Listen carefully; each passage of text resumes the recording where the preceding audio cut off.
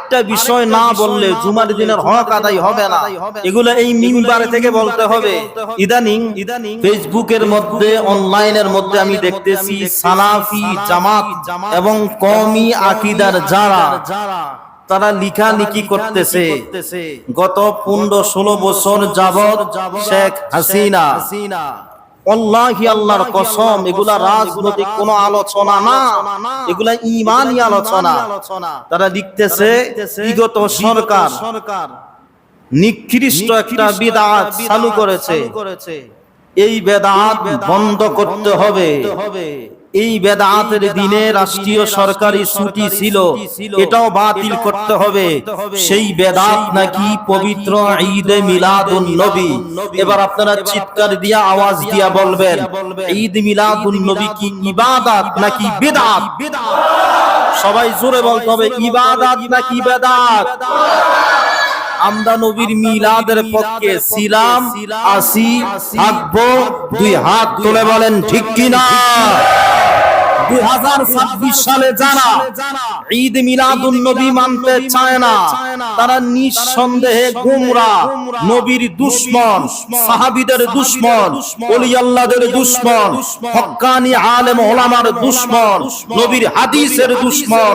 ডাইন হাত তুলে বলেন ঠিক কিনা? মিলাদুন নবী ছিল, আছে, কিয়ামত পর্যন্ত জগৎ জুড়ে নবীর মিলাদ চলবে, চলিতেই থাকবে। সর্বোচ্চ আওয়াজে বলেন ইয়া রাসূলুল্লাহ। একটু পিছনে যাই। শেখ হাসিনার আগে এদেশের সরকার প্রধান ছিল খালেদা জিয়া।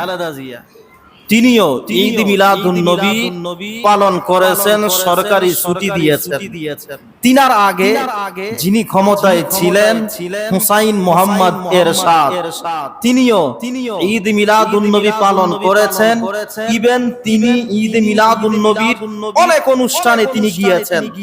তিনার আগে যিনি এদেশের ক্ষমতায় ছিলেন মরহুম প্রেসিডেন্ট জিয়াউর রহমান, অনলাইনের মধ্যে আছে, পত্রিকার মধ্যে আছে, আমার কাছেও আছে, ঢাকা হাইকোর্ট, মাজার, মসজিদের মধ্যে ঈদ মিলাদুন নবীর প্রোগ্রামে স্বয়ং জিয়াউর রহমান ছিল। বলতে পারেন না মারহাবা? এখন যিনি ক্ষমতায়, তিনি জিয়াউর রহমান এবং বেগম খালেদা জিয়ার সন্তান। তিনি যদি জামাত, সালাফি, ওহাবি, বাতিল ফেরকাদের পরামর্শ ক্রমে ঈদ মিলাদুন নবীর ছুটি বাতিল করে, রাষ্ট্রীয়ভাবে বন্ধ করে, উনি ক্ষমতা থেকে চলে যাওয়ার জন্য এটাই একমাত্র কারণ হবে। কারণ ঈদ মিলাদুন নবী স্বয়ং পালন করেছেন আল্লাহ। এটার বিরুদ্ধে যারা যাবে তারা নবীকে কষ্ট দিবে। নবীকে যে কষ্ট দিবে সে আল্লাহকে কষ্ট দিবে। আল্লাহর মনে যে কষ্ট দিবে সে এক সেকেন্ড ক্ষমতায় থাকতে পারবে না, পারবে না, পারবে না। দুই হাত তুলে বলেন ঠিক কিনা? এবার জিয়াউর রহমানের আগে যিনি দেশের সরকার প্রধান ছিলেন, তিনি ছিলেন মরহুম প্রেসিডেন্ট শেখ মুজিবুর রহমান। তিনিও ঈদ মিলাদুন নবী পালন করেছেন। শুধু তাই না, ঈদ মিলাদুন নবী পালনের জন্য এগুলা দলিল না, এগুলা হচ্ছে সমীকরণ। দলিল হচ্ছে কুরআন এবং হাদিস, দলিল হচ্ছে হক্কানি ওলি আল্লাহদের কওল, দলিল হচ্ছে হক্কানি পীর মাশায়েখদের নূরানি বাণী। কুরআন এবং হাদিস স্পষ্ট দলিল। সুতরাং ঈদ মিলাদুন নবী এই স্বাধীন সোনার বাংলায় অতীতে যেভাবে হয়েছে, সামনে ঠিক তেমনি ভাবে আরো বেশি বেশি হবে। যত বেশি বিরোধিতা হবে, তত বেশি মিলাদুন নবী ঘরে ঘরে পৌঁছে যাবে। দুই হাত তুলে বলেন ঠিক কিনা? এই মসজিদে মিলাদুন নবীর প্রোগ্রাম হোক, এটা আপনারা চান কি চান না? মিলাদুন নবীর দুশমনদেরকে আমরা ভালোবাসতে পারি, তাদের কথা আমরা শুনবো।